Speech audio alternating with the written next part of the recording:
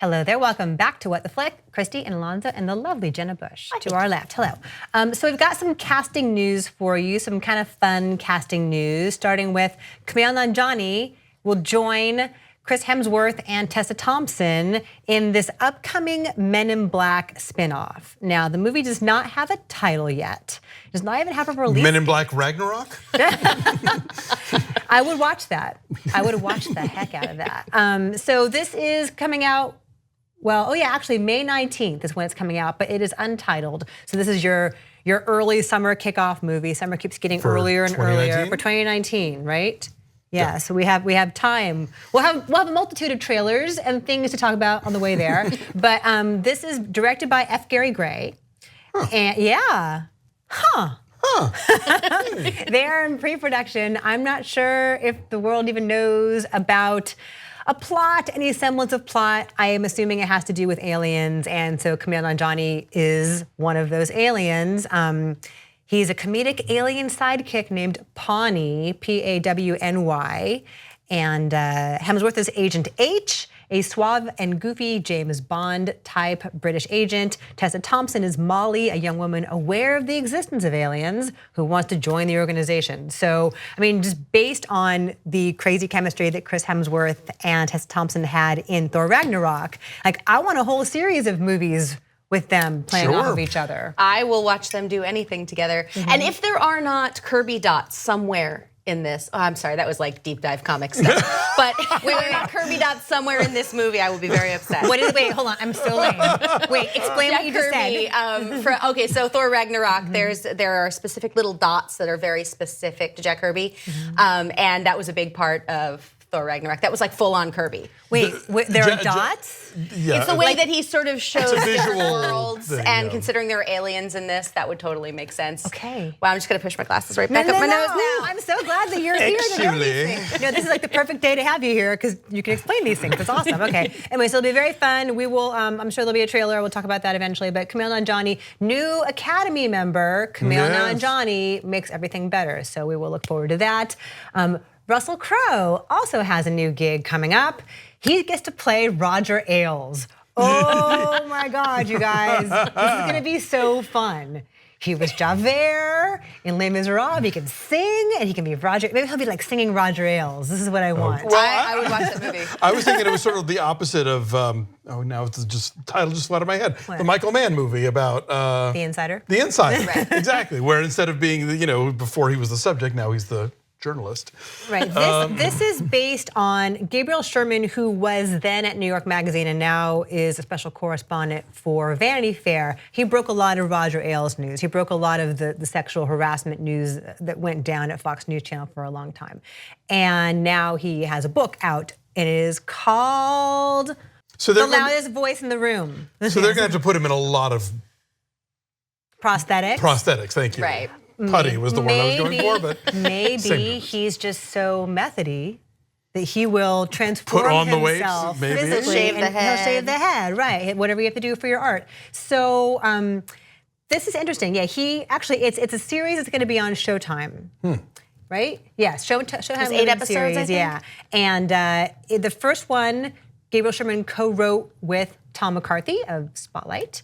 And this looks really, really great. This sounds like it could be kind of like Game Change in that you have like really fantastic actors playing, well-known political and news figures. At the same time, there's also, which we've talked about previously, this Megyn Kelly movie. Oh, right. Right? So separately, you have the Jay Roach directed Megyn Kelly movie, right? Who did Game Change, starring Charlize Theron as Megyn Kelly. Now you have in a separate project, you have Russell Crowe playing Roger Ailes. I don't believe there's other casting news to be had yet, but Ailes was such a totally fascinating and complicated figure. It's a juicy role. We don't talk enough about Fox News because Fox News destroyed America. Yeah. We talk a lot about Fox News. I know, here. but I mean, we do here, but I mean, like in the culture, we haven't really examined enough how they have created a parallel false narrative for everything and have destroyed the American empire. Right, well, and Ailes, who came from a political background, who had worked for Nixon before he went to work on the Mike Douglas show, like he had that savvy to use that political messaging, the showmanship, right, and combine them.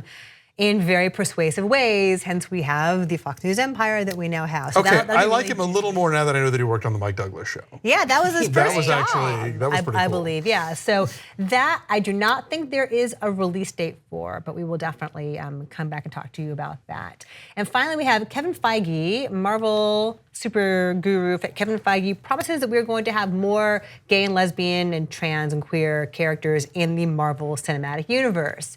Now, there have been some where they've hinted at it. This is a conversation we like to have a lot here at What the Flick, and I know you enjoy talking about this. Yeah, well, look, I'll believe it when I see it. I'll be thrilled when I see it, but at the moment we have Negasonic Teenage Warhead and a girlfriend. That's it. Yeah, they like to say, oh, well, you know, we filmed it, so like they're there. Yeah, exactly. No, Valkyrie's totally bisexual. Oh, of course. Really? Yeah. Well, put up or shut up. But that's like the new sort of buzz thing. Like, oh, well, no, we filmed it, so they're in there. They're in there. You just can't see it, so it's fine. So we edited them out. Yeah. Yes. But we kind of tried. We did. We gave it a shot. Yeah, so Kevin Feige was, he spoke with The Playlist, and he was answering an interviewer's questions about when are we going to get more out characters in the MCU, and he said, yes.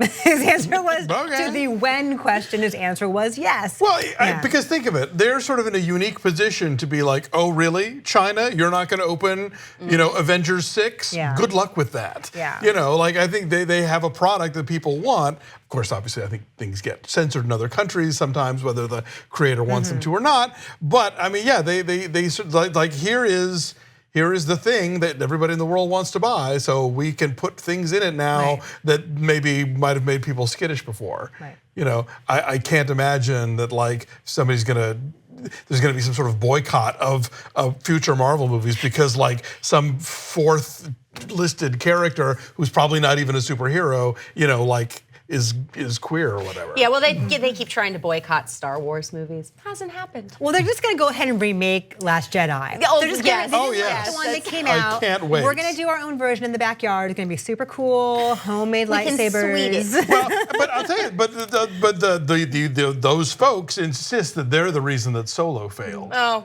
Really? I don't buy it. No. Anyway, so further on this Feige thing, he was asked, you know, is it somebody new or is it a character that we already know? And he said both. He was kind of cagey about it. More than one would be nice. Yes. Well, they've got dozens of characters at this point. There's 3 or 4.